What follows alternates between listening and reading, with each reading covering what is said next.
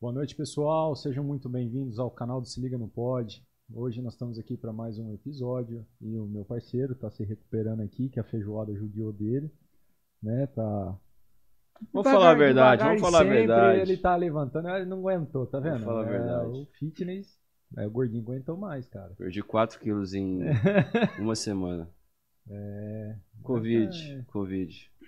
Mas Fomos numa feijoada lá de arrebentar o chapéu. Metade pegou Covid da feijoada. Isso aí é uma situação que já não tem mais controle, né, cara? E é um risco que todo mundo corre. Todo mundo vai pegar. Isso mais é... cedo ou mais tarde, todo mundo vai pegar, vai se recuperar. Graças a Deus, hoje agora só passa por uma gripe mesmo, uma gripe forte, mas E a recuperação vai... sem maiores complicações. A recuperação aí ela vai levar um tempinho, dependendo do seu organismo, né? Mas eu acho que daqui a pouco você tá bem. E se, pessoal, tossir, tiver meio ruim aqui, fiquem tranquilos. Ele já saiu do período, né? Mas tá se cuidando e com certeza já tá bem. Então... O velho demora um pouco mais para se recuperar. Verdade. Mas é um prazer, vai ser um bate-papo muito legal, porque nós trouxemos uma pessoa aqui que é faca na caveira, como diz alguns, né? É uma pessoa experiente. Um dos promotores mais polêmicos que já passaram por São José do Rio Preto. Dr. Marco Antônio Marcos, o senhor corrigiu aquele dia lá na eleição do Monte Livro, né? Que uma das poucas vezes que acertaram o seu nome, Marcos Antônio Leles, né? Doutor, seja muito bem-vindo, é um prazer tê-lo aqui conosco. A alegria é minha estar presente aqui nesse podcast. Fiquei muito feliz com o convite do Dr. Fernando Volpi, rever aqui o Dr. Roberto, essa simpatia. E para mim é uma alegria, não é? Conversar. Eu sempre digo que o promotor, ele vive entrincheirado, ele vive enclausurado na sua promotoria. Então, uma oportunidade de você sair e encontrar o público, para mim, é de grande valia. Então, eu fico muito feliz e espero que esse podcast de vocês realmente seja vitorioso. Já é sucesso, né? E continua sendo. E eu agradeço a oportunidade de estar aqui com vocês. Nós que agradecemos a oportunidade de ouvir o senhor, que com toda certeza terá várias histórias, que inclusive sei de várias, mas também sei de poucas, e a sua vida profissional sempre muito dedicada, com afinco na defesa da sociedade, né? Tanto como policial militar e posteriormente como promotor de justiça. É uma voz que até então nós não ouvimos nenhum promotor de justiça aqui, o senhor é o primeiro. Que bom. Nos dá a honra, né, de bater um papo. E eu tenho uma dúvida, geralmente eu gosto de perguntar porque é uma coisa que a gente consegue entender. Por que o senhor escolheu a promotoria? Isso é bacana a gente pensar nisso, não é? Como o doutor Fernando já adiantou, a minha história começa lá em 1976. Eu tinha pouca gente sabe disso. Eu tinha uma ilusão de querer ser jogador de futebol profissional.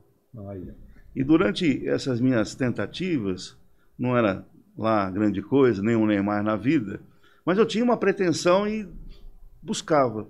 Quando eu fui convocado para o Exército Brasileiro, e eu estava no Pacaembu, não para jogar bola, mas para pegar a minha reservista, quando eu tive a notícia que eu fui convocado. Nossa. Comecei a tremer. Eles começaram a me medir, tirar o fardamento, o cap, enfim. E durante as entrevistas com o pessoal do Exército, eu já tinha o terceiro colegial completo. Estava terminando o terceiro, na verdade. E ele me falou, o senhor tem o colegial? O senhor não faz um concurso para o Centro de Preparação de Oficiais da Reserva do Exército? Pouca gente conhece aqui do interior, né? Mas em São Paulo e as grandes capitais há essa possibilidade. O jovem que está cursando o terceiro colegial, ele pode ingressar, mediante concurso, é claro. Aí eu fui para o CPOR, prestei concurso, passei e fiz um curso da arma de infantaria. Vale lembrar que meu pai era major da Polícia Militar. Então jamais eu pensei, o doutor Roberto fez uma pergunta muito interessante, jamais eu pensei em promotoria. Primeiro que minha família não era do direito. Segundo que eu não sabia que o promotor fazia, porque a gente conhecia o promotor só pelos filmes americanos. E lá, quando eu terminei o Exército, eu prestei concurso para a Academia de Polícia Militar do Barro Branco. Poderia ir para a AMAN, que é o curso de formação de oficiais da ativa do Exército. Mas como eu sempre fui ligado à minha família, e o Exército tem um leque de opções, o Brasil inteiro, eu falei, não, eu quero ficar no estado de São Paulo, quero ficar próximo dos meus pais, principalmente próximo da minha mãe. Aí eu prestei o concurso para o Barro Branco, passei em terceiro lugar, estudei muito, e lá no Barro Branco, nós tínhamos, por ano, mais de 30 matérias. Matérias militares, educação física, equitação, e comecei a ter aula de direito. O meu professor de processo penal, vale lembrar do nome, ele está vivo ainda, o doutor Arthur Kogan, que na época era corregedor-geral do Ministério Público. Então aquela minha ligação com o direito começa aí, no Barro Branco. Lições do direito, que eu nunca tinha ouvido falar de promotor, de juiz, de leis. Me inteirei, saí muito bem classificado, e aí eu vim para o interior, para servir na Polícia Rodoviária, aqui em Rio Preto. Fui comandante de um pelotão em Catanduva, 2 anos. Depois eu estive comandando a Polícia Rodoviária em Rio Preto, e no final da minha carreira na Polícia Militar, eu acabei vindo para o batalhão e trabalhei no tático móvel aqui, no policiamento ostensivo fardado. Naquela oportunidade, já despertou em mim a vontade de ser promotor. Eu sempre falo isso para os alunos quando estão assistindo os meus plenários do júri, porque eu fiz direito em Rio Preto. Isso é importante dizer. Tem muita gente que sonha em ser promotor ou juiz e pretende só ingressar nas grandes e famosas faculdades do país. Eu entendo que quem faz a faculdade é o aluno. E naquela oportunidade eu fui conversar com o doutor Renato Martins Costa, que era assessor do Procurador-Geral de Justiça.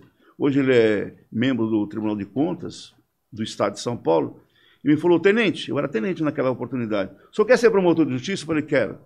Então, eu falo isso sempre no plenário. Faça 3 coisas. Primeiro, estudar.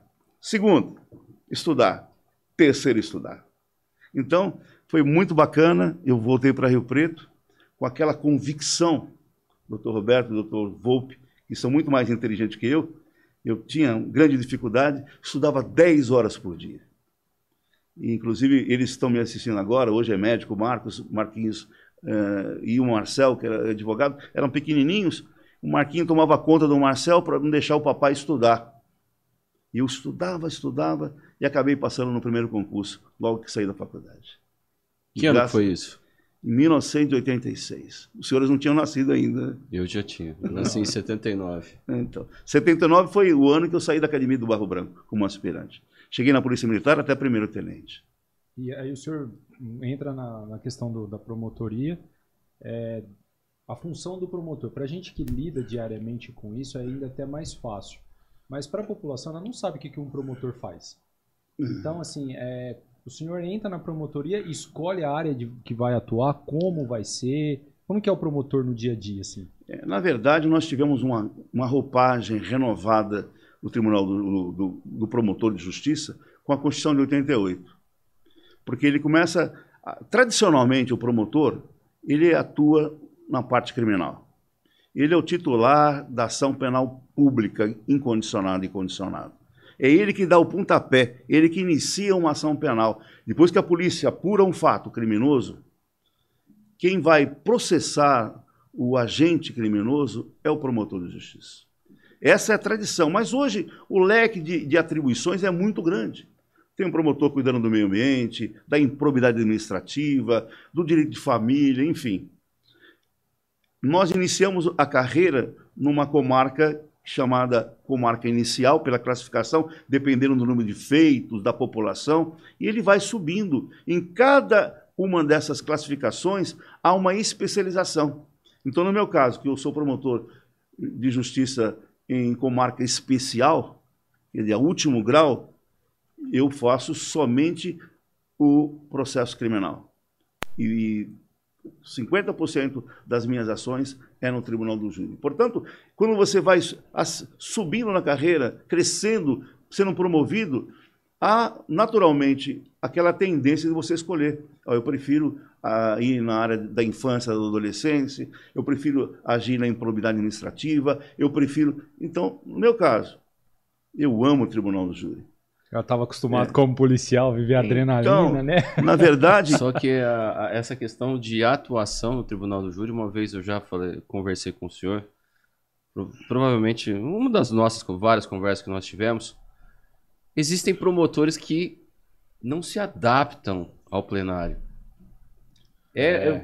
É algo intrínseco da pessoa de gostar de fazer, porque não é simplesmente porque é promotor que ele se adapta a atuar em plenário. É difícil, porque ali você, além de defender a sociedade, você tem que encarnar um personagem, porque você precisa mostrar todos os fatos que ocorreram para você pedir a condenação. E não é fácil. Não é. Você não vai falar simplesmente para 7 jurados. Tem uma plateia ali atrás também assistindo. Tem o juiz, tem os advogados. É um conjunto de pessoas muito grande, né? Então a pessoa ela fica com medo de se expressar em público. Como é que o senhor lida com esses promotores que... Eu sei que o senhor foi várias vezes convidado. O senhor não vai falar nome, tudo bem, isso é normal. Mas já foi convidado a fazer o júri no lugar de outro promotor. É uma questão... Por isso que eu estou falando de convite. É uma né? questão natural de habilidade, de aptidão de falar em público. É uma condição de convencimento. Eu entendo que isso é importante e respeito aqueles colegas promotores que não gostam. Aliás, existe sempre um interesse de alguns segmentos do direito que queriam terminar o Tribunal do Júri. Claro, não deveria existir porque nós estamos na era da especialização. Quem deve julgar é um juiz de carreira, um estudado e não um leigo. Eu não penso assim. Eu tenho dito isso várias vezes no Tribunal do Júri, que seria interessante se todo o poder emana do povo. Se o povo pudesse julgar não só o homicida ou o crime doloso contra a vida, mas também um vereador, um prefeito que agiu contra a lei, que houve a corrupção, que desvio de verba, imagine. Mas é uma questão de aptidão, de convencimento. Eu sempre digo que, para que nós tenhamos uma boa justiça no Tribunal do Júri, nós temos que ter um excelente promotor e um excelente advogado. E um juiz também que tenha conhecimento. Esse tripé vai dar. É claro que nós temos que reviver o fato. É claro que nós temos que lidar com a emoção. Então, um promotor, quando habilitoso, quando ele tem essa condição, ele faz chorar, ele faz rir, ele vive o fato. É uma viagem à época do ocorrido. Por isso, graças a Deus, e essa minha aptidão, eu tenho uma frequência acima de 90% de condenações, né? Porque a gente age sempre dentro daquela retidão. Jamais isso é importante que diga, o promotor não ganha para condenar. Se eu tiver um convencimento que o indivíduo agiu dentro de uma excludente da antijuridicidade em legítima defesa, por exemplo, eu peço absolvição. Já pedi várias vezes. Mas é importante dizer que o interesse sempre é da sociedade, né? É sempre você se colocar no papel da vítima, né? Isso é importante, principalmente nos dias atuais, onde a vítima está sendo tão desprezada, né? Não só pela justiça, mas principalmente pelas leis. Então, compete ao promotor realmente ser aquele combatente, né? O soldado da lei, aquele que vai na linha de frente e enfrenta. Eu já tive inúmeros, eu estou com 35 anos de plenário do júri. Casos emblemáticos, como o doutor já adiantou, não só na comarca de Rio Preto, mas já fiz em várias comarcas daqui da nossa região, né? Sim. Eu tenho o senhor está falando do Tribunal do Júri. Quando eu estudei um pouco sobre isso na faculdade, eu tive uma visão e hoje eu me questiono ela no sentido, não sei se o Tribunal do Júri tecnicamente é um negócio muito seguro. Porque vamos falar de um comportamento social hoje, a sociedade ela julga de forma muito rasa, o padrão, o modelo social nosso mudou. E a partir do momento que você coloca pessoas com mentalidade rasa para julgar crimes contra a vida, eu acho que pode ser assim, eu não fui com a cara do fulano, e simplesmente fica fechado. Esse julgamento emocional dentro da questão criminal envolvendo uma vida, não apagando o problema da vítima, é perigoso. Eu acho que isso pode correr um risco de você, às vezes, condenar, não que a pessoa seja inocente, não é isso, mas você condenar dentro de um contexto que poderia ser diferente, mas na emoção a pessoa julga. Agora, o juiz, promotor, o advogado está acostumado a lidar com aquilo. Então, assim, a parte emocional existe, mas a gente recorre à técnica.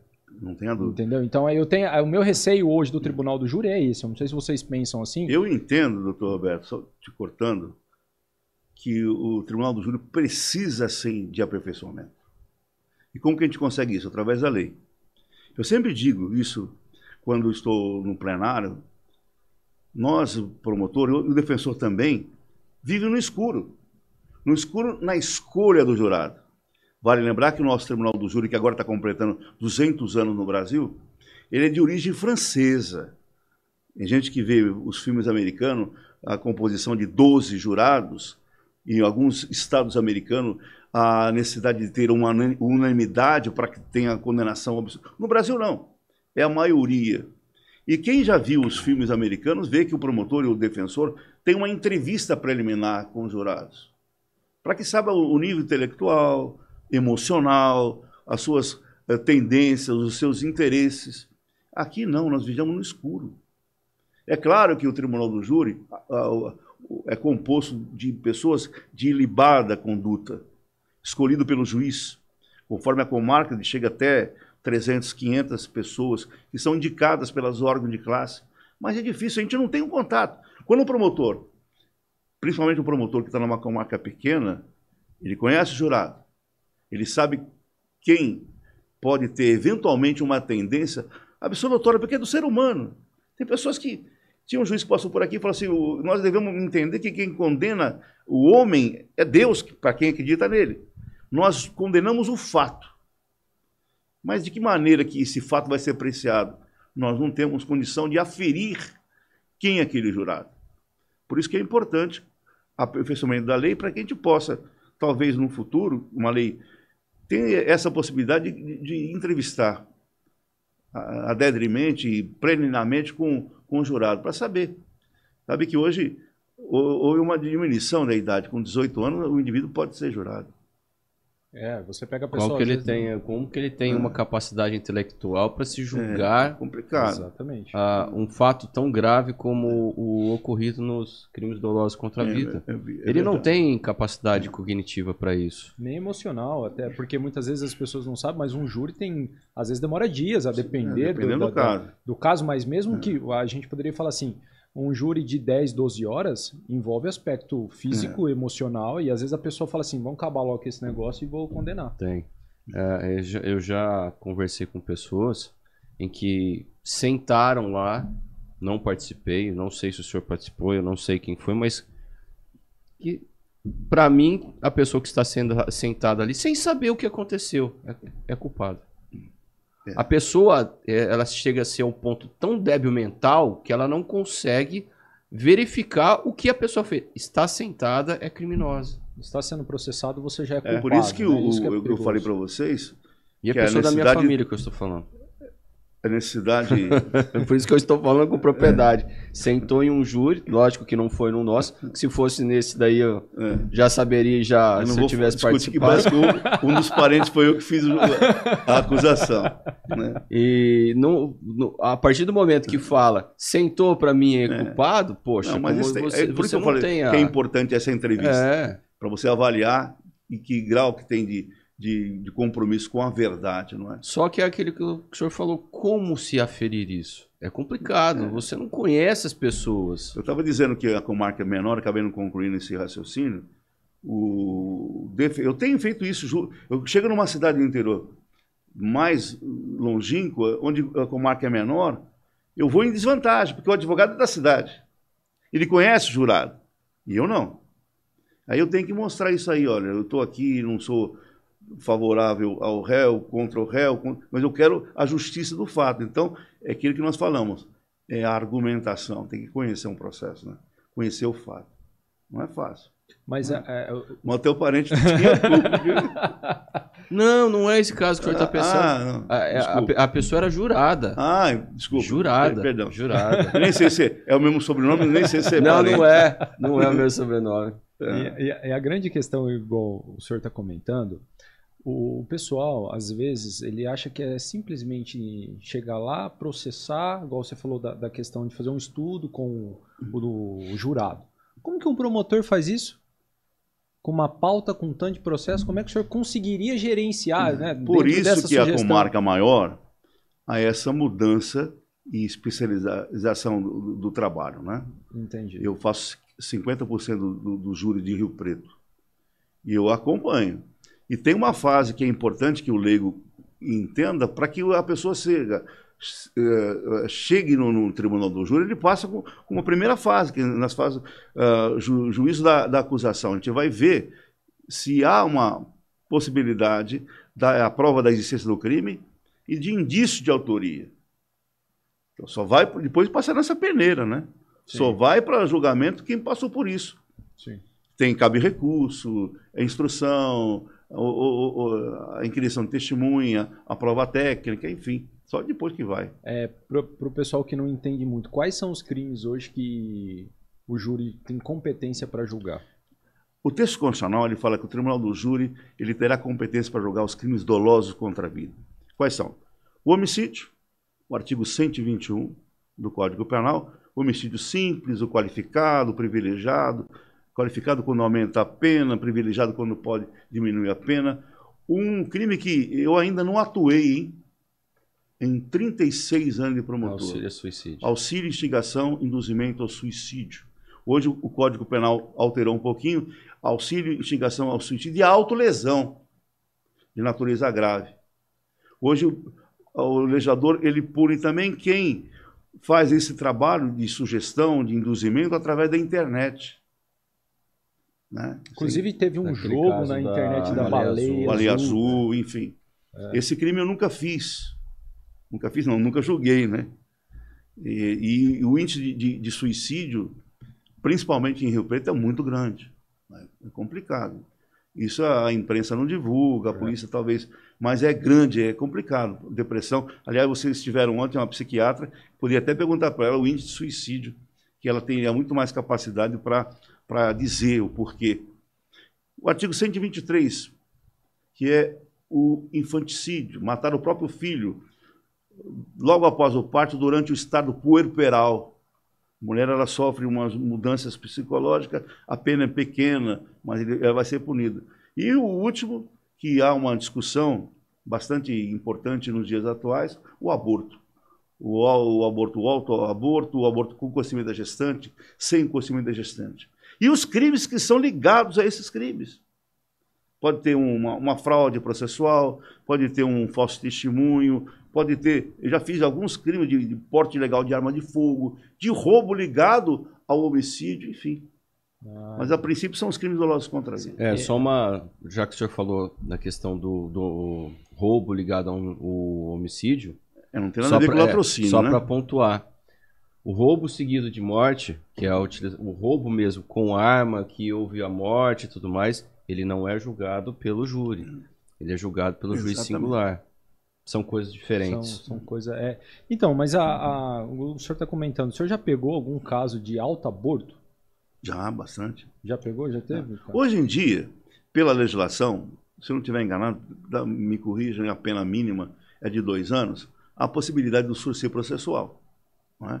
Então, dificilmente, a mulher que comete aborto, ela teve uma relação sexual e a gravidez foi indesejada, ela toma um remedinho lá, esse dificilmente vai a júri mais, porque ela tem suspensão condicional do processo. Sim. Então, ela fica 2 anos, prestando serviço de comunidade, enfim. E dificilmente nós temos agora o autoaborto. Mas já tive vários casos do aborto sem o conhecimento da gestante. Que pode ser, inclusive, doutor, um homicídio com aborto. Pode. O cara mata a mulher grávida, ele vai responder pelo homicídio e também pelo aborto. Pelo aborto. Já fiz casos. E teve algum caso, assim, nesse contexto que marcou o senhor? Você falou assim, aquele caso eu peguei, nossa, aquilo me marcou. Olha, uma técnica que eu utilizo para que eu possa ter a longevidade no tribunal do júri, é desligar do fato logo após o julgamento. Porque se eu ficar martirizando aquele fato na minha mente, é complicado. Mas teve um caso, que foi um dos primeiros casos que eu fiz lá na Penha, em São Paulo, que eu quase tremi na base. Por quê? Eu estudando o processo, a única prova que eu tinha contra o réu era o apelido dele, japonês. Era o japonês que tinha matado o indivíduo. Quando ele entrou no tribunal do júri, eu falei, você ganhou esse julgamento. Ele tinha os olhos mais puxados do que o meu. Eu tenho os olhos puxados. Eu chamei ele de japonês o tempo inteiro. O japonês, japonês. Foi julgado e foi condenado. Aí ele saiu chorando, né? E foi lá para o plenário do júri da Penha, tinha um local especial para a cela. O policial militar que fazia a escolta falou, doutor, o réu está chorando copiosamente.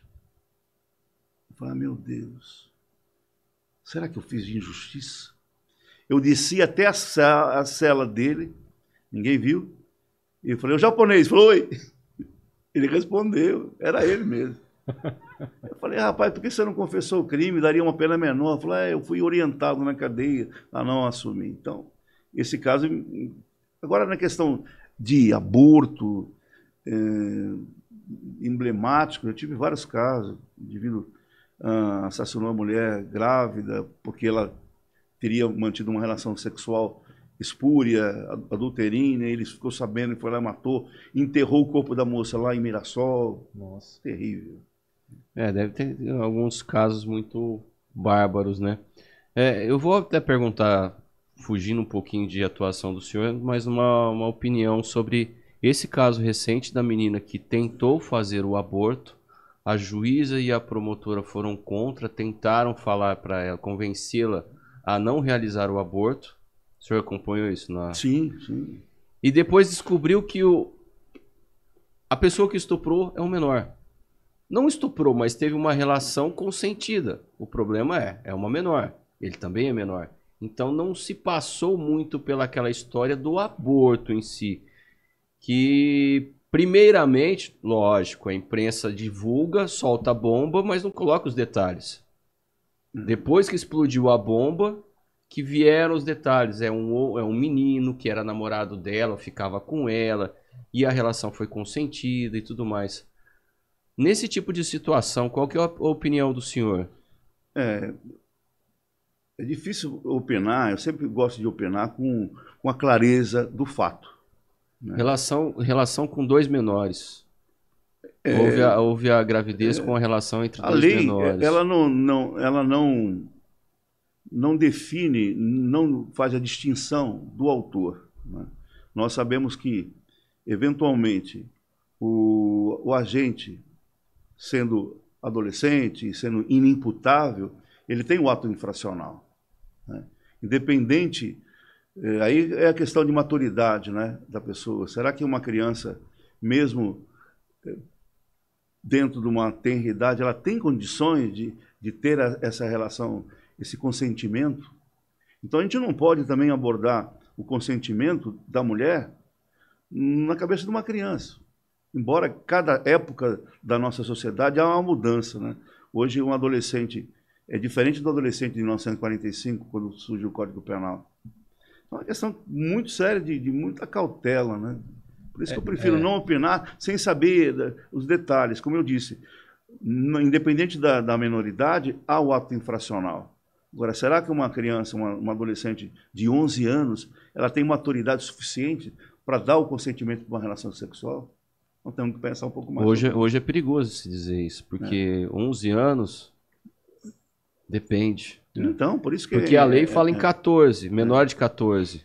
Menor de 14 hoje, vamos pensar então 13. Com a velocidade e com a facilidade da informação, da comunicação, essa questão de se determinar menor de 14, ela se torna extremamente perigosa.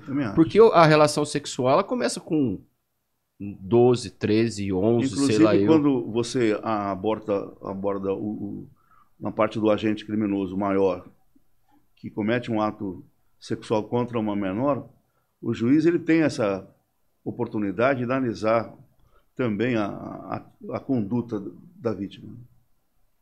E vai...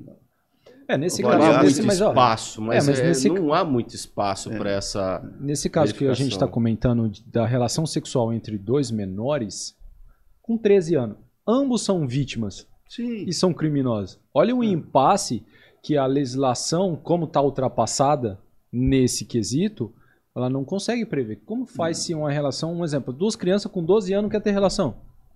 Vai ser os 2 condenados? Os 2 vão ser vítimas? Os 2 vão ser condenados? Então, complicado. Você percebe? É uma premissa que você fala assim, como que fica agora? Porque a gente sempre, quando aborda o aspecto do crime, pensa na vítima e no agressor, né? Mas e quando os 2 estão misturados? Então, realmente a gente faz críticas no sentido de isso a legislação precisa mudar. Porque a sociedade mudou os costumes. Mudou os hábitos. Deveria ter um mecanismo de verificação caso a caso. Não simplesmente uma determinação etária para se responsabilizar o agente. Por isso que nós temos que ter uma cautela para não fazer o pré-julgamento. Por isso que, você já falou, né? Dependendo do fato, aí nós temos um instituto do Código de Processo Penal que fala em desaforamento. Tem alguns fatos que têm grande repercussão na cidade. Então, mas hoje também a questão do desaforamento, se nós formos parar para pensar, com a questão da internet, mas fica... Acaba não gerando recentemente efeito eu fiz um caso desaforado de José Bonifácio. Um indivíduo foi assassinado no meio da rua com 2 motociclistas que foram contratados pelo mandante e toda a cidade ficou temerosa diante da atitude do... Então ia ser um julgamento praticamente inócuo, aí mandaram para cá. Eu acabei fazendo o julgamento, o desaforamento, né? Eu ia até, como o senhor trabalhou muito com isso, e é um tema que muito vem em voga também, é a questão da prisão perpétua. O senhor é a favor ou não da prisão perpétua? Olha, dependendo do fato, eu entendo que a pena no Brasil, ela não é cumprida adequadamente. É claro que nós temos que pensar muito uma mudança do sistema penal brasileiro. Um aperfeiçoamento nas cadeias, que assim podemos dizer, né? Buscando a instrução, enfim. Mas no nosso país, eu sou um tanto refratário ao excesso de benevolência para com o criminoso, né? Há necessidade de um rigor maior, de uma mudança. E dependendo do crime, não sei, talvez... porque o que inibe o agente que tem aquela tendência, aquela periculosidade, é saber que ele vai ser condenado a uma pena grave.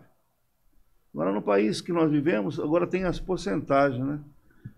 Tantos por cento, cumpriu objetivamente, ele pode progredir para um semiaberto, para o aberto. Eu penso que há necessidade de uma mudança nesse sentido, né? Que crime que o senhor diria assim, esse, na minha opinião, pode ser um crime em prisão perpétua?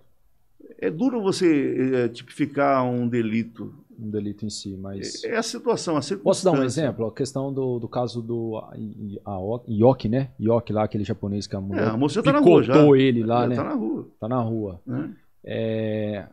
Eu tenho a minha opinião. Eu queria saber a opinião sua. Você é a favor ou não da prisão perpétua?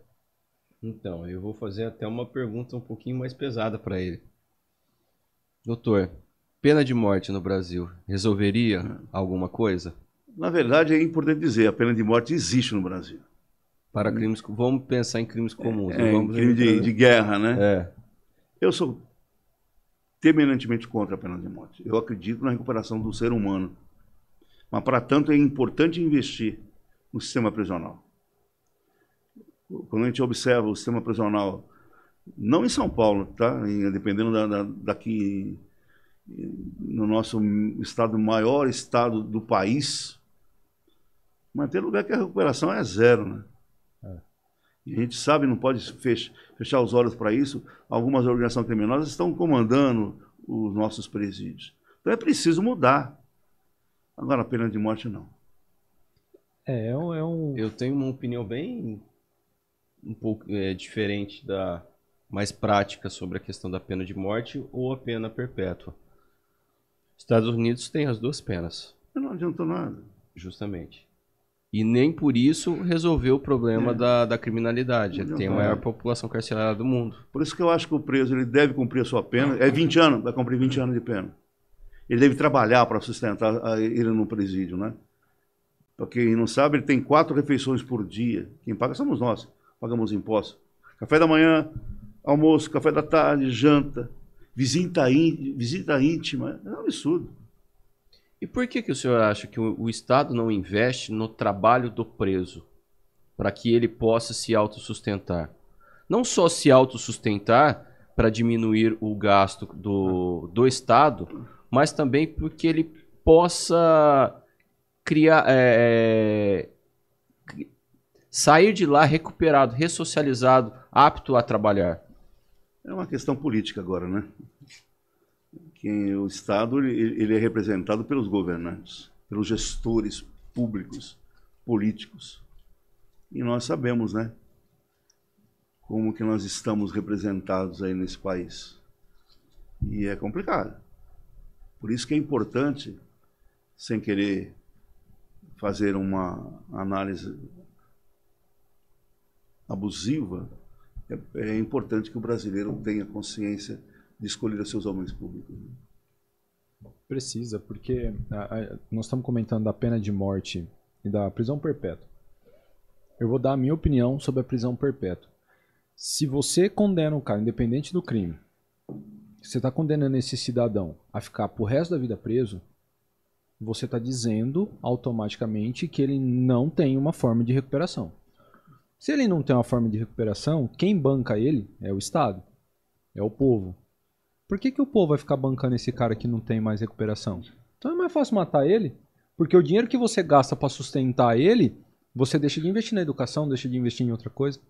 Então, se a gente parar para observar, você vai manter um cara preso perpetuamente para quê? Então, por que o Estado não tem interesse em fazer nada?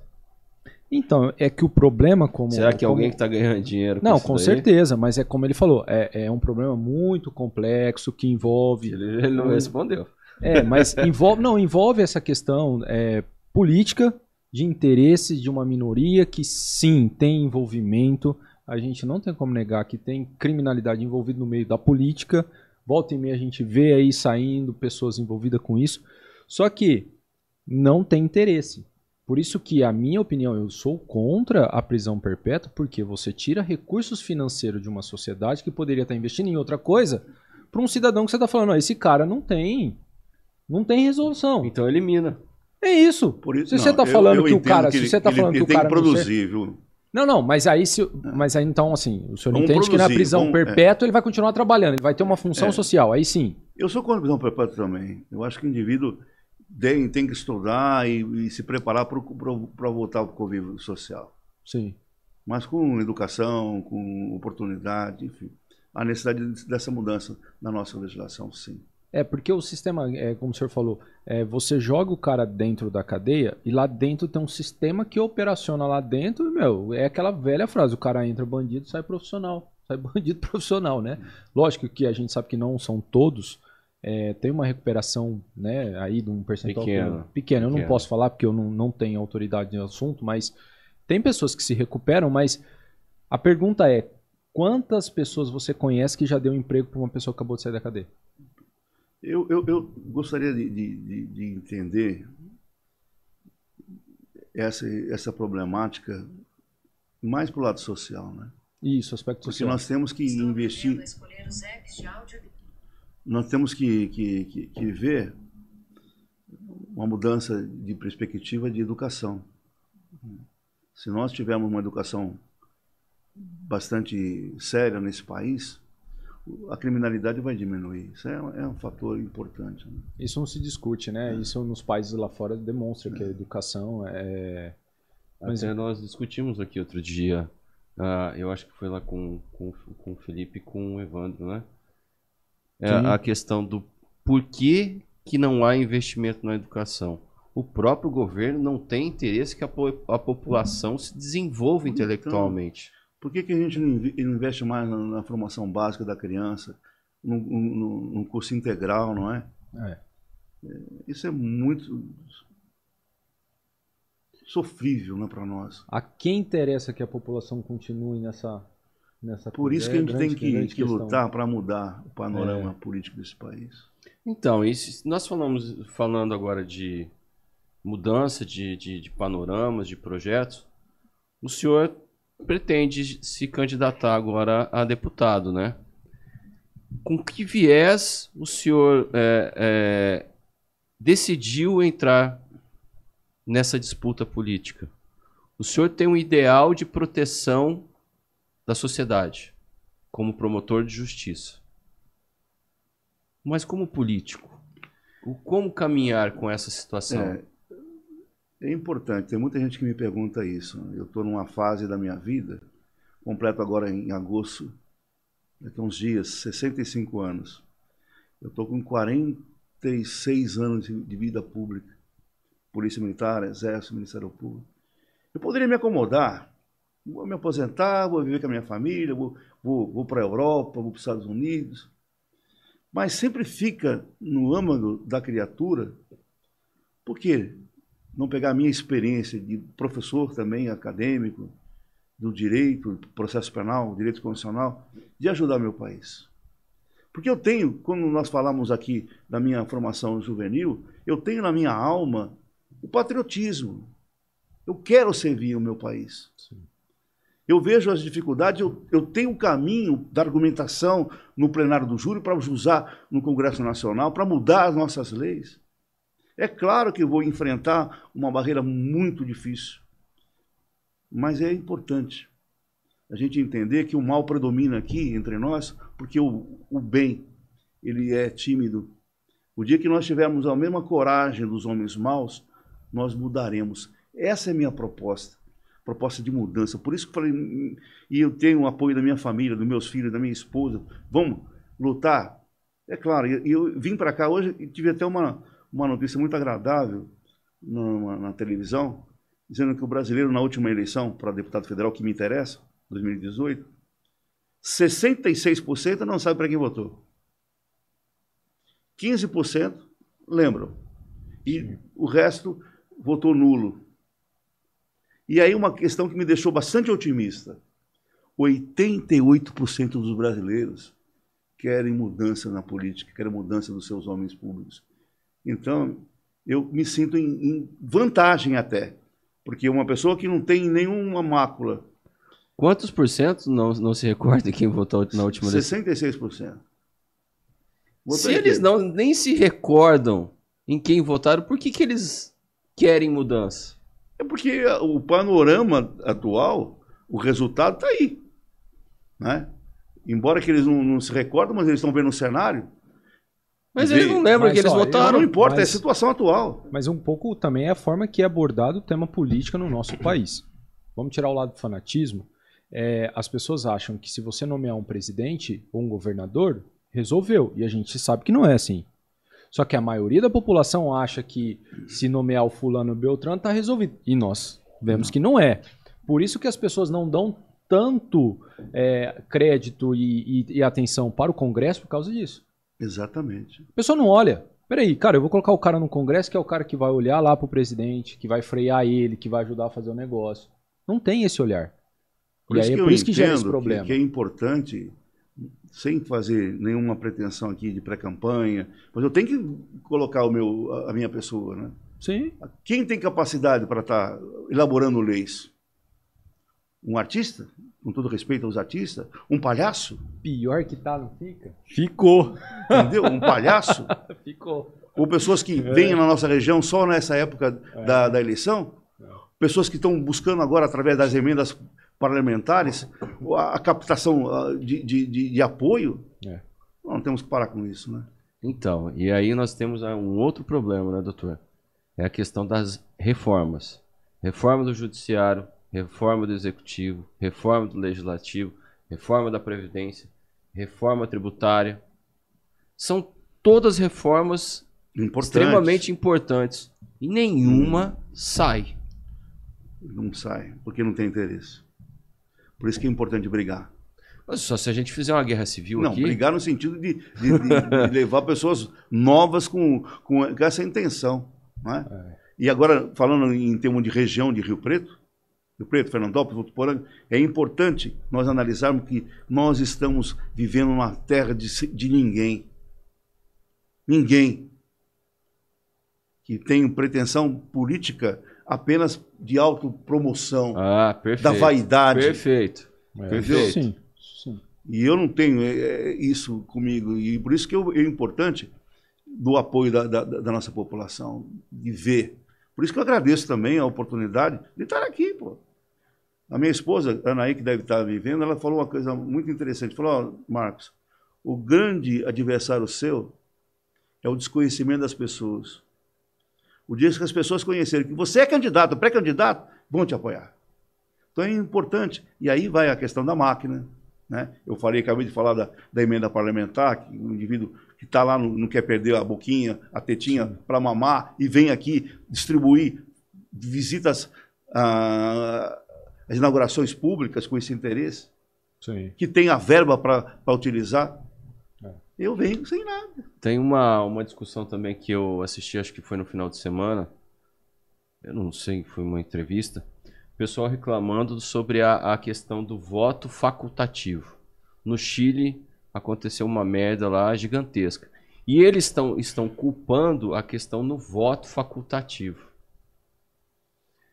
Por outro lado, aqui nós temos um voto obrigatório que as pessoas não sabem quem votaram. É importante. O que o senhor acha sobre essa questão do obrigatório e do facultativo? Eu acho que nós devemos lutar por voto consciente. O que eu fiz esses dias? A convite de um advogado, Dr. Robson Carvalho.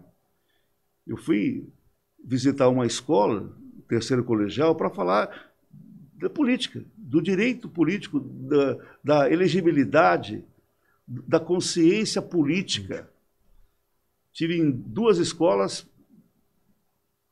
Daí a pessoa entrou na minha rede, na minha página, até que eu sei que depois vocês colocassem minha página aí para divulgar o público. Eles colocaram, doutor, por que o senhor não fala também na periferia, nas escolas públicas? Eu gostaria, mas eu preciso de convite. Hoje pela manhã eu fui visitar a Câmara de Mirassol e um vereador falou assim, doutor, eu apresentei um projeto de lei aqui em Mirassol para que nós tivéssemos o início do estudo do direito constitucional, Constituição na escola pública, e o meu projeto não passou. Falei, meu Deus do céu, é isso que nós precisamos, investir nessa criança, nesse adolescente, para que ele possa crescer com consciência. Embora, eu vou falar uma questão muito interessante, que eu tenho essa minha pequena oportunidade de contato, eles estão conscientes, viu? Desculpe usar o termo, a molecadinha, os adolescentes, estão sabendo o que está acontecendo. Então sim. Não é? Então sim. Eles estão falando, eles estão vindo pela internet, a rede social, eles estão acompanhando no YouTube, eles estão trazendo para a discussão os aspectos da vida política. Isso é importante. Sim. Então nós temos que passar daquela fase que a pessoa fala, política e religião não se discute. Discute sim. Com consciência. Você vai conversar, na verdade, a grande questão que a gente vê hoje com a política é a intolerância. O problema da intolerância é uma coisa, a outra coisa é a gente conversar sobre isso. Eu também sou dessa ideia, nós temos que conversar sim sobre política e sobre religião, desde que eu respeite o senhor me respeite, respeite ele, pronto. É claro. Entendeu? Agora, as pessoas, elas são educadas ao quê? Eu tô certo, você tá errado, e é assim que é o mundo. Não, cara. A questão do ódio, né?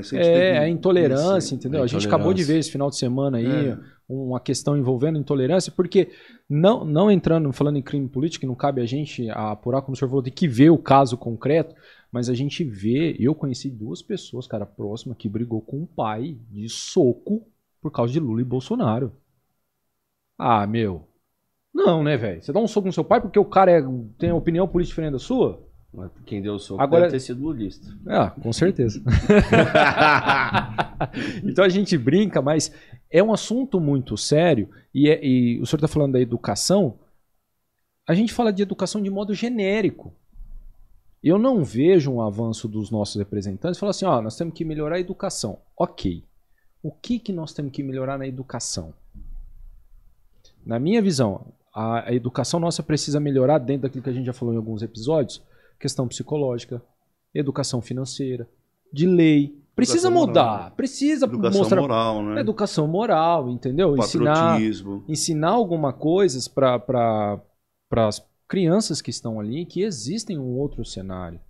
Porque tem muito adulto aí que veio sem educação nenhuma, não entende nada. Então, na minha visão, precisa mudar a educação com pontos temáticos. Não é só simplesmente falar, vamos melhorar a educação dando verba. Só melhorar a educação dando verba não resolve. O que nós vamos mudar, de fato? Né? Mudar a programação. Nós estamos instituindo isso. E isso para o patriotismo não é simplesmente cantar o hino. Não, velho. Isso aí é para inglês ver. Claro. Não, o que é o negócio? O que nós vamos entender? Efeito prático. Efeito prático. É isso prático. Que eu falo. Fica muito no campo teórico, mas sem... teve até aquela tentativa de autorizar a abertura de uma escola militar aqui em Rio Preto, né? Que o próprio judiciário vedou. Eu entendo que é importante a gente ver a visão da sociedade que está mudando. Está mudando. Eu estou convivendo agora com os meus netos, né? Tô com 6 netos. E é uma inteligência diferenciada, viu? Essa meninada que está chegando aí... Eles são muito mais ativos, são muito mais sérios, eles são muito mais inteligentes que a gente. Sim. Por isso que é importante ter uma visão bacana. Por isso que é importante nós termos uma visão também. Aí vai uma expectativa importante de que, se eu for eleito, vou brigar pela melhoria do salário do professor de base. Minha mãe é professora primária. É importante que a gente valorize o nosso professor primário, né? Sim. Dando a ele uma formação digna e um salário digno também. Estimulando ele a dar o que for, com missão de amor para a criança. É importante isso. Pô. A gente vê que hoje o professorado está abandonado. Pô.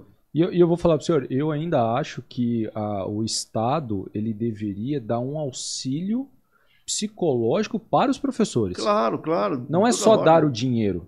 Mas a gente tem contato com os professores, os caras surtam, velho. Tem 40 moleques lá virando um giraia, entendeu? Aí a pessoa tem um monte de problema de família e chega em casa. A escola, aquela loucura. Tem crianças, se você pegar na rede pública, crianças que vêm com problema de casa. A gente teve aqui a Mariana que veio aqui, ela trabalhou um tempo na escola e ela comentou que chegou uma criança na carne viva, porque a mãe bateu até o tanto. Agora você imagina como que um professor sem um preparo psicológico resolve essa situação?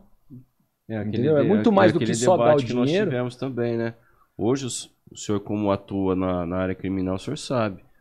Os pais, alguns pais, não necessariamente precisa ser pobre para ser assim, mas alguns pais deixam a responsabilidade para que o Estado eduque seus filhos. Não é por aí, né? E o Estado não tem qualquer condição de educar absolutamente ninguém. A primeira educação é dentro de casa. Mesmo em escolas particulares... Por isso que eu estou falando, não é a questão financeira que maneja essa tratativa. Mas escolas particulares também. Alguns pais jogam, a escola que vai educar o filho.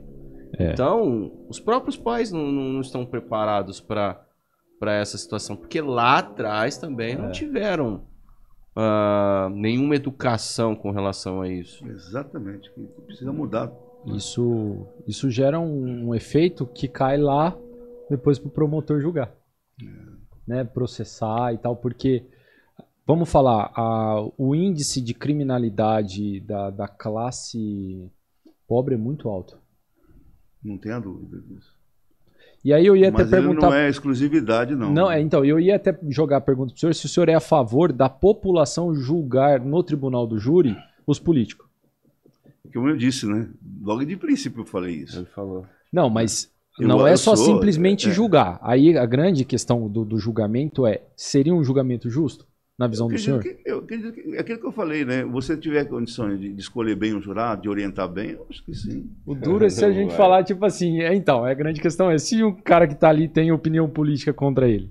Esse é um grande problema. Aí já vem a vontade viciada, né? Isso, entendeu? Por isso que nós temos que aperfeiçoar o Tribunal do Júri. Aperfeiçoar e muito. A gente não pode mais ter o jurado no escuro, sem saber quais as suas ideias, quais as suas pretensões. Tem gente que tem até vontade, até Mas já tem me muita gente perguntaram que não gosta. Então, não Que seria vai contra melhor a fazer um vontade. programa? Também acho. Por isso que precisa mudar a lei. Pô. Por isso que precisa o Dr. Leles lá no Congresso Nacional.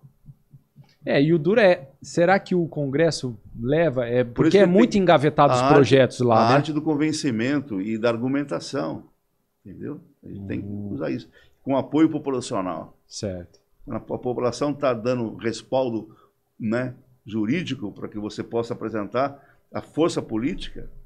Né? Doutor, se a gente parar para pensar pela regra geral, o senhor seria a exceção. O senhor está pensando na população, enquanto a grande maioria que se elege está pensando no próprio umbigo. A população reclama que quer mudança, só que grande parte mantém sempre os mesmos. Não vou falar os nomes dos políticos aqui que têm carreira lá dentro do Congresso, mas reclamam e sempre os mesmos caras estão ali. Como combater? Vamos dizer que o senhor seja eleito, o senhor está com a intenção de ajudar o povo, só que o senhor vai lá enfrentar os caras que estão preocupados com eles mesmos. E aí? É despertar a população. Não é tarefa fácil. Eu já visitei 44 cidades como pré-candidato. A legislação me proíbe de falar de votos, mas eu posso passar a minha pessoa, as minhas qualidades, a minha intuição, as minhas bandeiras, né, para trabalhar. Por isso que eu aproveito essa oportunidade, doutor Vô, para pedir esse apoio, que você que está me ouvindo, que você vai ver esse podcast em tua casa, está vendo ao vivo, vai ver depois, fale para os teus amigos, divulgue essa minha pretensão. Somente assim. O deputado Campos Machado esteve aí recentemente, no lançamento da minha pré-campanha, e Campos Machado é um deputado bastante experiente, grande respeitabilidade. Ele disse, olha, o trem de Rio Preto parou aqui. E é importante que o trem de Rio Preto é o Dr. Leles. Mas ele não faz nada sozinho. Ele precisa do apoio da sua gente. Eu preciso do apoio de todo mundo. Se não tiver o apoio da população, vai acontecer o que o senhor está dizendo aí. Eles continuarão os mesmos. Né? A mesma turma aí. É sempre na mão dos... E eu tenho... Comandam, né? Aquele tal negócio, a gente vai... O senhor é mais velho que nós. Um pouquinho. Nós já estamos meio que de saco cheio da velha política do Brasil. Sempre tentando, pensando em modificar, nós que temos um pouco mais de afinco na participação política, de leitura, de se atualizar e ver realmente o que está acontecendo. Chega um momento que você acaba falando assim, nada vai mudar. Nós vamos votar nesse cara, entendemos que esse cara é o correto, só que o cara que tá lá há 200 anos, ele vai ficar mais... Por isso que 4 ou 8 anos. O senhor já falou com bastante maestria, né? É preciso da conscientização do povo. Né? Com certeza. Com o povo mudar, muda. A gente não pode se desanimar e virar as costas para o país e falar, dane-se. Não vai mudar? Vai mudar sim. Eu confio, tenho esperança que nós vamos mudar, fazer a coisa diferente nesse país. Precisa de uns loucos, né? Isso que é a verdade. Eu sou um louco consciente. Um louco que ama o país. É igual o ano passado que eu entrei naquela campanha da OAB lá. Por que eu entrei? Porque eu acho que dava para fazer alguma coisa diferente do que estava sendo feito. Tanto que eu desci o cacete em todo mundo, mostrei a verdade do que estava acontecendo, os mesmos continuaram. Mas por pouquinho, doutor. O sistema por pouquinho. Mas o sistema, ele... É complicado, é o que o senhor está falando. Vocês estão vendendo agora, estão jogando dinheiro a rodo. Sempre tem alguma coisinha que na última hora ali, o sistema vem forte para derrubar quem luta contra. Veja lá, vou ter 45 dias só para fazer a campanha. 45 dias. Eu sei disso. Você vê, e agora você imagina, tem pessoas que usam as verbas públicas para isso, né? Então, eu vou dar um tempinho aqui para o nosso convidado tomar uma água, vou falar do nosso parceiro O Burguês. Gente, O Burguês, hamburgueria clássica aqui de Rio Preto. Eu acabei de falar aqui que eu sou contra a prisão perpétua, mas eu acho que eu vou ficar preso na gordura, viu? Que enquanto o burguês estiver aqui como nosso parceiro, gente, olha, eu comi hoje. Eu pedi aquela quesadilha de frango. Nossa, foi muito bom. Depois vocês acompanhem lá no story lá do Instagram. É top, gente. Pode pedir, não se arrepende. Hoje eu tive o prazer de comer. Tem a vegetariana, tem queijo Gouda, batata canoa, tem frango frito, tem anel de cebola empanado, tem batata com cheddar e bacon. Isso é só a entrada, hein? E ainda tem os lanches, tá? Frango, costela, tem o tradicional americano e também tem os vegetarianos ali de plantas e hambúrguer do futuro. Também é maravilhoso, o pessoal que come aí diz que é sensacional. Eu ainda não tive oportunidade, mas o Arthur comeu, né, Arthur? Diz que é sensacional. Todos esses lanches e as entradinhas também vêm com molhos, tá? Tem alho e óleo, barbecue especial, maionese de bacon. Nossa, a maionese é sensacional. Maionese de ervas, molho especial e tantos outros aí, tá bom? E hoje, eu vou até mostrar para vocês. Eu pedi um brownie. Olha isso aqui. Vou comer isso aqui para cada um, viu? Você pode quebrar a dieta. Talvez está ficando fraco assim, porque você não está comendo doce. Então, ó, tem um brownie aqui. Tem também, tem mini churros, tem chocolate. Gente, tem várias opções. E como é que você faz para localizar isso? Entra no aplicativo do O Burguês ou pelo iFood, tá? Entra lá e solicita, escolhe tudo que vocês querem e pede para eles, porque eles fazem entrega em casa. Então, quando você está aí assistindo ou vai assistir depois, pede que vocês não vão se arrepender. O O Burguês aqui em São José do Rio Preto, ele fica na Alberto Andaló, número 3433, tá? Ali no centro. E se você não quer ir lá, não quer pedir pelo aplicativo, faz o favor então, liga. É fácil. 17 3234 1476. 17 3234 1476. Você pode pedir também pelo próprio WhatsApp, tá? Esse é o WhatsApp deles. Lá vai ter as opções, você faz o pedido e chega para você. Só para engordar, né? Então, esse dia o Fernando me zoou aqui, falou assim, ó, você tá com a barriguinha, hein? Que jeito? Ontem, 2 episódios seguidos comendo, não tem dieta. Então, os médicos vão me matar, mas é o que tem. Então, pessoal, pedem o burguês, tem bebida lá, eu tenho certeza que vocês vão gostar muito. Tem bebida, tem tudo. É só pedir que você não vai passar necessidade. animado, hein?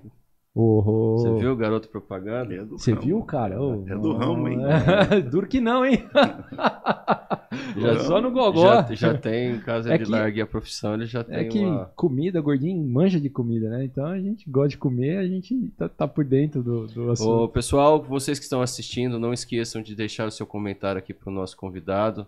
Curtam a nossa live. Se inscrevam no nosso canal, que toda semana nós temos 2 episódios com pessoas que trazem assuntos de interesse da população, que certamente sempre vão agregar alguma coisa na vida de vocês. Doutor, eu recebi uma mensagem aqui de um amigo, ele me questionou o seguinte: o senhor é pré-candidato, nós estamos falando aqui de política, e o senhor não falou de saúde.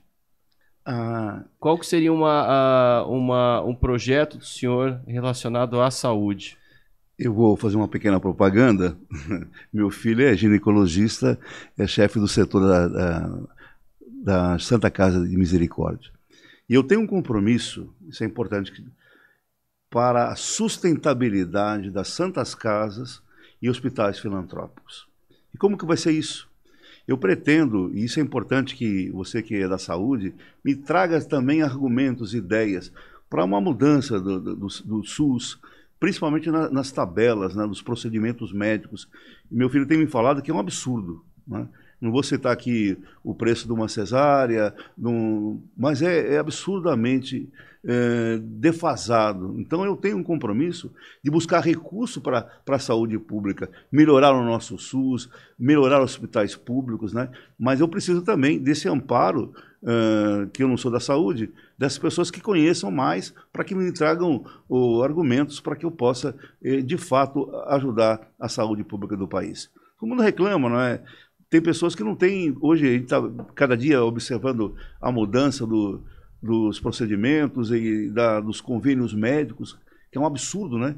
Esse dia acho que foi anunciado que vai aumentar mais um pouquinho. Vai. Então nós precisamos melhorar o atendimento da população, a melhoria dos hospitais. E isso é a minha pretensão, sim.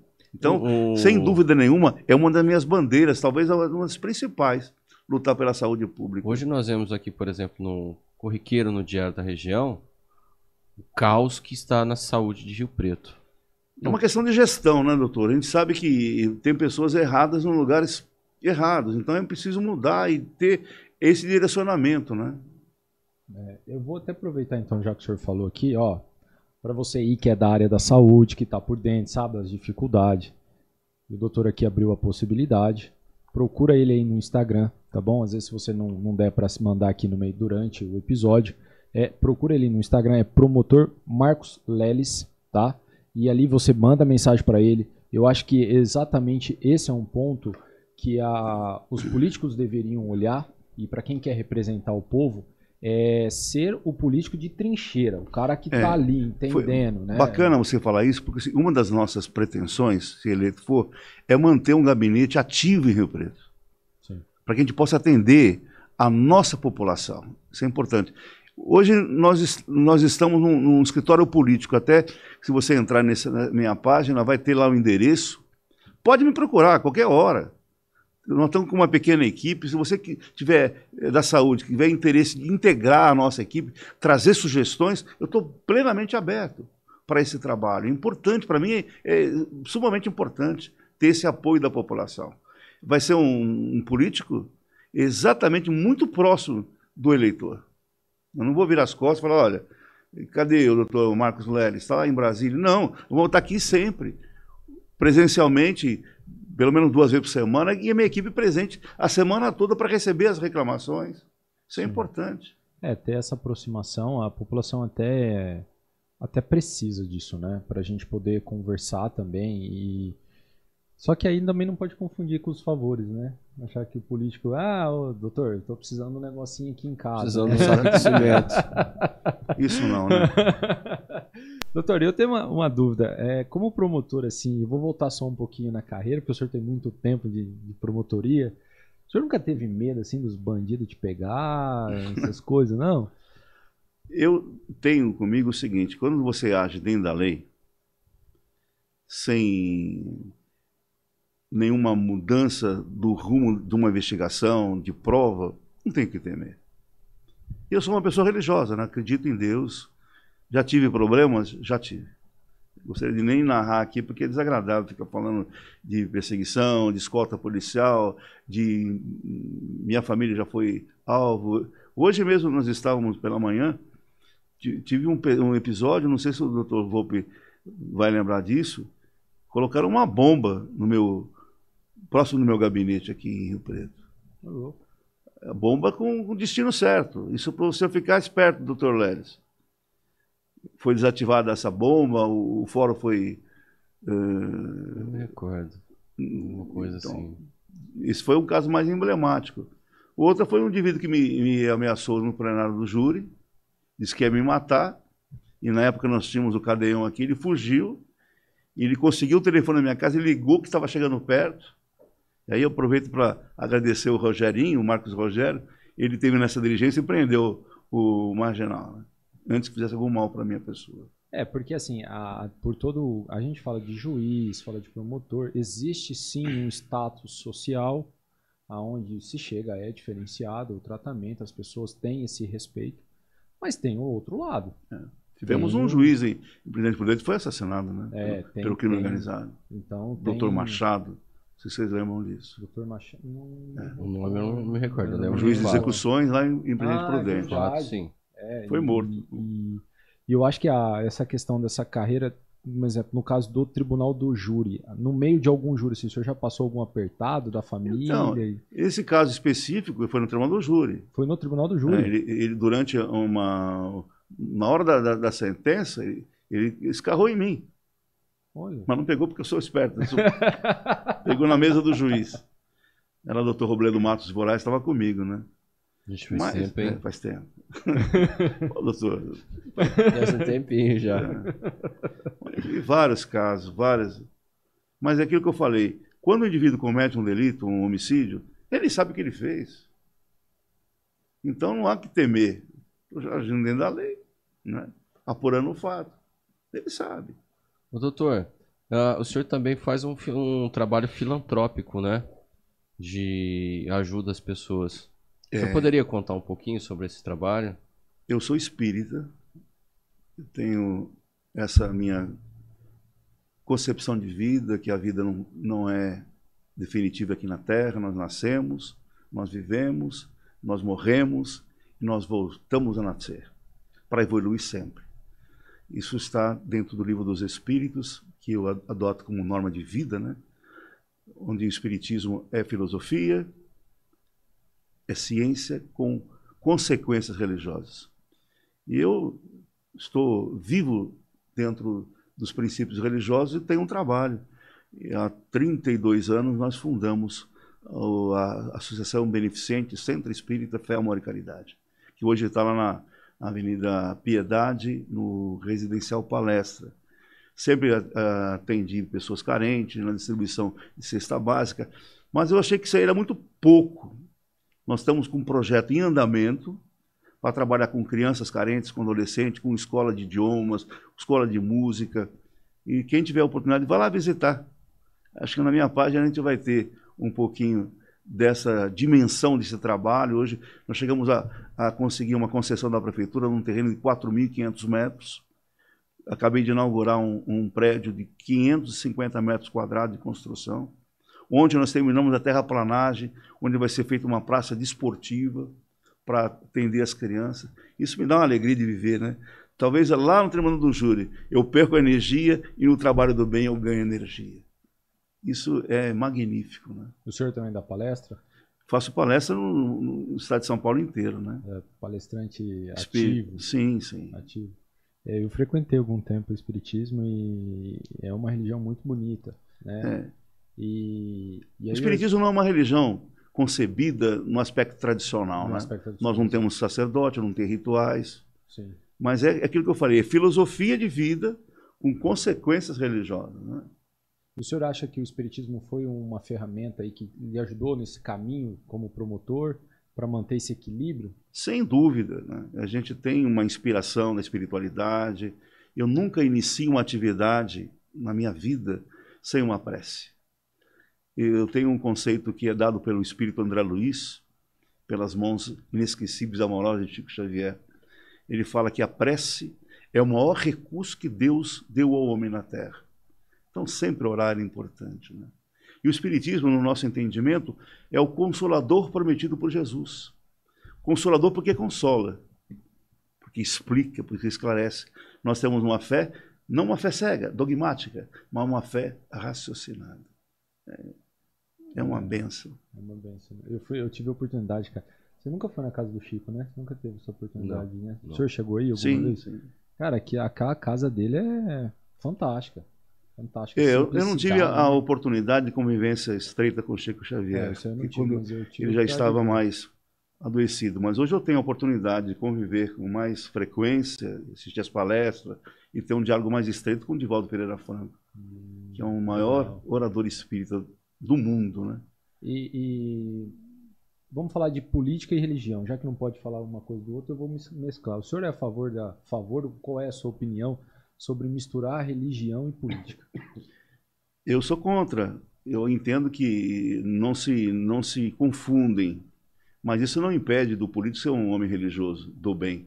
O que ele não pode utilizar é da religiosidade para tentar galgar os cargos políticos, né? Com todo respeito, eu falo isso aos meus amigos religiosos de outros segmentos, evangélicos, católicos, mas isso é talvez o maior dever, a maior responsabilidade para que ele possa ser, dentro da retidão, um homem de Deus, em qualquer momento, né? Agora, utilizar da religiosidade para ganhar simpatia do título da religião para poder conseguir votos é complicado. Nós vemos muito isso, né? A questão de quem utiliza-se da religião para se ganhar uma eleição, para conquistar votos. Isso é bem comum, tanto que você vê como alguns eleitos, pastor não sei o quê, missionário não sei o quê. Também a questão de alguns integrantes da Igreja Católica. Isso é sem exceção, são de todos, né? sempre vai ter algum esperto ali que vai utilizar a igreja como uma fonte de Eu acho que é importante votos, a conduta do homem, né? Nessa minha primeira etapa de pré-campanha, de contato, eu tenho observado um apoio irrestrito de diferentes segmentos religiosos. Cristãos, né, que sabem que eu jamais vou utilizar da doutrina espírita para angariar uma simpatia política. Então, tenho contatos, tive recentemente visitando a Igreja Adventista de Sétimo Dia, pessoas notáveis, né? Uma igreja que me deixou encantado pela dignidade do trabalho. Visito casas espíritas, tenho contato com católicos, amigos, irmãos. Recentemente fui visitar um terreiro de candomblé, um respeito, uma dignidade. E nós temos que entender isso, respeitar a religiosidade do próximo, isso é importante. Esses dias eu até ouvi uma frase que me marcou e me fez refletir, dentro do que o senhor está comentando. A pessoa ela tinha um preconceito contra o candomblé. E aí ela foi num evento, chegou lá, ela ficou meio ressabiada e o pessoal estava recebendo ali os espíritos e tal. E a pessoa falou para ele assim, com o espírito, né, no corpo ali, falou para ele, você tá com medo, meu filho? E porque ele já estava meio ressabiado, e ele falou, não, né? Ele estava buscando uma resposta. Aí o espírito falou para ele assim, você não precisa responder. Porque na vida não importa no que você crê, importa no que você faz. O importante da vida é isso. Não importa o que você faz. Então, isso me marcou muito quando a pessoa falou, porque cai exatamente o que o senhor está falando político. Não importa qual é a crença dele. Ele pode ser ateu, desde que ele faça um projeto bom para a sociedade. É isso que importa. Não cabe a gente julgar se o cara é contra o A, o B, o C ou D. E eu acho que as pessoas perderam essa noção. Elas estão mais preocupadas com o que você crê. Então, se eu ouvir que o senhor é espírita e eu sou de uma outra denominação, esse cara para mim já não serve como político. Já o preconceito, né? Já nasce esse preconceito. E o senhor já sofreu algum tipo desse preconceito pelo senhor ser espírita de alguma outra pessoa? Dentro porque o senhor é declaradamente espírita. E as pessoas em qual o senhor falou que visitou várias religiões, houve algum tipo de... Não.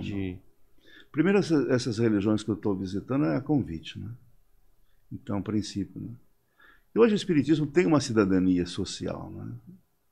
Ele é aceito e todas as cidades há uma das bandeiras da doutrina espírita é fora da caridade não há salvação. Não é fora da igreja, fora do centro espírita, fora da caridade. E o movimento espírita, verdadeiramente, é o que mais faz caridade. Tem um trabalho sério no bem. Isso abre portas, né? É aquilo que o doutor falou, é a conduta do homem. Conduta do homem de bem. Então a gente tem essa convicção, a consciência tranquila. Quer ver meu trabalho? Vai lá na casa espírita, vê o trabalho social, as pessoas estão sendo assistidas. Auxilie também, dê sugestões, é importante. Esse olhar, eu acho que é o mais importante para todo mundo. A pessoa conseguir observar, quando ela for votar, ver qual é o comportamento daquela pessoa. Porque a gente vê os discursos, aí vamos pegar um caso prático aí, há 4, 5 anos, 8 anos atrás, Alckmin e Lula estavam batendo um no outro, cara. E os caras hoje estão juntos. Não tô aqui fazendo apologia, não, mas os cares metiam um pau no outro. Quer dizer, o que eles falavam e não era nada. A história de que lá atrás, Lula e FHC se matavam publicamente. E eram amigos. E eram amigos. Exatamente. Na vida íntima deles, eles bebiam juntos, frequentavam lugares juntos, lógico, jamais restrito. Hoje, se eles fizessem isso, já tinha gente tirando foto. Naquela época não tinha celular para tirar foto, não era tão fácil. Mas a gente acaba não sabendo o que realmente acontece. Isso já é um Você está falando maior. de tecnologia aqui, eu estava até pensando. Então hoje está mais fácil ser promotor, né? Por quê? Para conseguir prova tá fácil. Hoje tem câmera, tem imagem. Antigamente era mais difícil, né? Você tinha que dar um jeito de encarnar um negócio ali e falar assim, ó, tá aqui. Não tinha prova digital, né? E realmente, o senhor percebe que houve essa modificação, que a tecnologia, não fala, a gente brinca, mas assim, a facilidade de provar o fato hoje tá mais... Depende da circunstância. Né? É uma via de mão dupla, né? A gente teve o caso do médico aí essa semana aí. Se fosse pensar isso há 30 anos atrás, como é que provava? Do anestesista lá. Testemunha. Não, mas com vídeo, a delegada Não, chegou ali com o vídeo e falou, meu irmão, perdeu. Mas a tecnologia realmente hoje ela ajuda demais. Ela ajuda muito. Né? É por isso que eu falei, uma via de mão dupla. Também ela pode ajudar muito o réu a se defender, né? Com certeza. É uma situação bem diferente. Ó, o Rafael Soares tá aqui no chat, falou pra gente que o Dr. Lelis, o ícone, diga que o Val mandou um abraço e falou que o Lelis era habilidoso com a bola no pé. O Val. Então, é importante dizer também, né? Eu tenho uma ligação com o esporte. E nessa hora de pretensão política tem várias bandeiras, né? Sim. A gente não esquece, e mais uma vez fazendo uma abordagem, como eu sou de Rio Preto, não nasci aqui, mas minha família é daqui, vai um abraço à família Pandim, da minha esposa, mas eu disputei Rio Pretidas, pô. Só perguntar para esses políticos que dizem que é de Rio Preto, quem disputou Rio Pretidas aqui? Eu joguei, viu? Joguei pela Polícia Militar, joguei aqui na época do prefeito Manuel Antunes. Da das antiga. É. Qual que era a posição? No campo eu jogava de centroavante, depois eu fui recuando, acabei jogando de volante a última posição. Não deu tempo de chegar no zagueiro? Não. Ele começou como centroavante na época que era tudo mais ou menos da mesma altura, né? Foi baixando. Aí a molecada foi crescendo, o senhor foi baixando. Mas e aí, tem time do coração ou não? Sou santista roxo. A gente não esconde de ninguém isso, né? Eu uso a camisa do Santos. Nós não estamos numa fase boa, mas eu adoro o Santos, né? O Santos é prova de um cenário que a má gestão pode levar a um grande problema, né? O tanto de meninos que eles venderam, que tinham recursos ali para manter o clube, e hoje a gente vê o Santos, o Cruzeiro também ganhou vários títulos aí, quebrou. Isso aí foi um cenário interessante. E deixa eu só aproveitar aqui o espaço, cara. Eu vou mandar um abraço para um amigo aí que... Roberto, tenha força, cara. Deus está contigo aí, tá recuperando de um processo complicado, e força na peruca que já a gente se encontra. Eu acho que quem acredita em Deus, as coisas tendem, né, a andar. Então, mandar um abraço para esse parente e amigo especial aí, e já a gente se encontra. E eu gostaria de fazer algumas perguntas aqui para o doutor de questão de um ping-pong aqui que a gente faz. Eu queria ver se o doutor pode falar. Perguntar. Você acha que ele fala? Fala. É mesmo? Então vamos lá, doutor. A gente faz uma pergunta e o senhor responde objetivamente. Não precisa explicar o porquê, mas se quiser também fique à vontade. Nome de um ídolo. Jesus. Time do coração o senhor já falou. Comida. Comida preferida. Picanha. Um hobby. Música. Toco violão, adoro. O senhor tem alguma bebida preferida? Vinho. Qual que é o maior medo do senhor? Meu maior medo? Agora, eu não ser reconhecido pela minha população, que tanto amo. E que mensagem que o senhor então deixaria para essa população? Que está o teu representante, aquele que vai lutar pelos seus interesses, vai lutar pela tua família, vai buscar o melhor para o Brasil. Cara, e aí tem uma grande questão, eu até esqueci, o senhor tem alguma pessoa que o senhor tem muita saudade? Olha, saudade, vai aquela música, né? Se querem saber o que é saudade, enfim. Como eu não acredito na morte, e eu sou médium, esse hiato, esse distanciamento, ele não faz parte da minha vida. A gente, na hora da saudade, se faz uma prece, aquele que você tanto amou, que está num outro plano, chega até você. Talvez não tenho saudade de nada. Eu vivo o presente. Tá aí um negócio que eu sempre te falo. Vivo o presente. Vivendo e aprendendo, né? Doutor, a gente fica muito feliz de receber o senhor aqui. O senhor sabe da minha amizade, da admiração que nós construímos ao longo do tempo. Bom, só gostaria de interromper. Nós não registramos aqui o carinho, os embates que eu tive com o senhor, seu pai, doutor Eu Luiz ia Fernando. falar justamente isso agora. Que ele tiver a oportunidade, um grande abraço, um grande advogado, um homem que argumentava sempre numa lealdade, numa firmeza de caráter. Tenho saudade do doutor Volpe trabalhando no júri. Pronto. Então, desse tempo que eu conheço o senhor, justamente que veio relacionado aos plenários que o senhor fez com o meu pai, muitos. Eu ainda nem quando era advogado participei de vários, né? Sempre vendo a briga, a lendária briga entre Leles e Volpe no tribunal do júri, sempre de uma forma respeitosa, sempre se exaltando também. Isso faz parte do plenário. Foi um professor, né? junto, não, Norpe. Então, e foi crescendo a nossa amizade, a admiração que eu sempre tive para o senhor. A sua atuação em si como profissional também sempre foi admirável. A amizade que nós construímos fora também da tribuna, né? Nós nos encontramos no clube, nós nos encontramos em vários lugares e sempre com amizade, com respeito, com carinho, sempre conversando de todo quanto é tipo de assunto, né? Inclusive brincando com a questão de ser santista. De vez em quando eu vi ele no clube lá com o caminho sofrido com a camisa do Santos, né? E eu não podia deixar de zoar. Mas agradeço muito a sua participação aqui e receba o meu carinho pelo senhor e a grande admiração que eu sempre tive. Eu que agradeço a oportunidade. Esse momento para mim é inesquecível. E deixo aqui, principalmente a população, que não deixe de nos prestigiar, né? Traga suas críticas, suas ideias, veja a nossa página lá no Instagram, no Facebook. Colabore conosco, para que a gente faça um mundo melhor.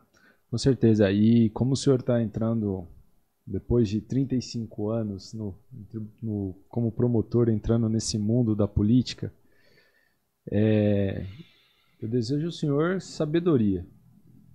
Porque 35 anos foram sofridos, difíceis, e o mundo da política também vai ser. O senhor sabe muito melhor do que eu sobre isso, mas que o senhor mantenha a coerência, a sabedoria, e a gente sabe que nesse mundo ninguém faz nada sozinho. Mas que o senhor esteja com a consciência tranquila, acredite na espiritualidade, que te fortaleça, te dê força, e que o senhor possa fazer o melhor não só para a população de Rio Preto, mas para todos, né? Porque uma mudança regional com certeza leva uma mudança nacional. No pequeno que a gente leva no grande. No espiritismo a gente aprende que a lei que se aplica no macro acontece no micro. A lei é única. Então, que isso sirva para o senhor. E eu desejo que o senhor muita sabedoria. E eu tenho certeza que o senhor tem bastante. Que o senhor siga com Jesus no coração, que o caminho não erra. Eu falo assim, não precisa ter religião nenhuma, não precisa ser cristão. Mas os valores que Jesus ensinou, não precisa ser cristão. Se você aplicar aqueles valores, a tua vida tende a ser uma vida, no mínimo, coerente com alguma coisa. Vai beneficiar alguém. Então, é o que eu desejo para o senhor. Obrigado, muito obrigado gratidão por participar aqui com a gente. Fernando, obrigado por esse... tá aqui na raça, lutando, com a saúde. Só mas um pouquinho de tosse, só, não já estou zero. Mas tá ficando bem. Para vocês que estão aqui, pessoal, deixa eu só conferir aqui. A Alessandra Marques mandou um abraço para o senhor, falou que o senhor é muito bem-vindo lá na Associação Adventista do Oeste Paulista.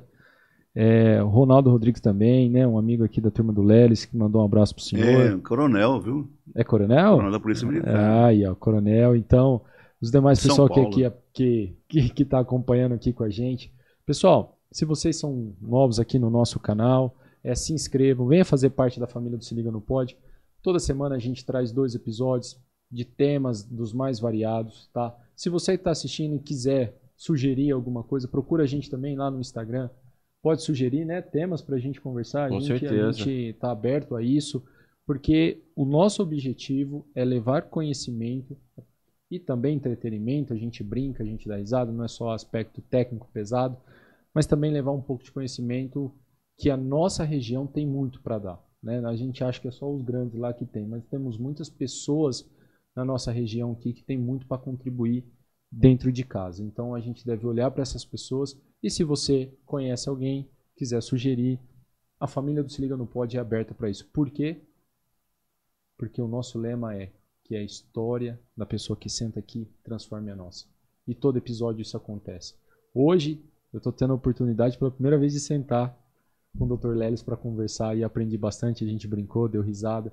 E isso transforma a minha vida e transforma a vida de outras pessoas que convivem comigo. Então, se você quer fazer parte disso, vem aqui fazer com a gente, se inscreva, siga a gente nas redes sociais, e semana que vem tem mais, né? Semana que vem o nosso episódio vai acontecer na quarta-feira, tá? Então nós vamos ter um tempinho aí para se descansar e tal, e todo mundo pensar em alguma coisa. Pode chamar a gente que nós vamos bater um papo. E quarta-feira que vem nós estamos aqui com uma pessoa que também manja muito. Nós vamos falar de artes marciais e meditação, um tema também muito legal. Então, se vocês quiserem participar, sigam aí a gente. Muito obrigado por estar aqui até agora. E obrigado, Egberto, Arthur, que está aqui com a gente, né? Está atrás das câmeras, a nossa equipe que sempre nos fortalece e nos ajuda. É isso, né? Doutor, mais uma vez, muito obrigado pela participação.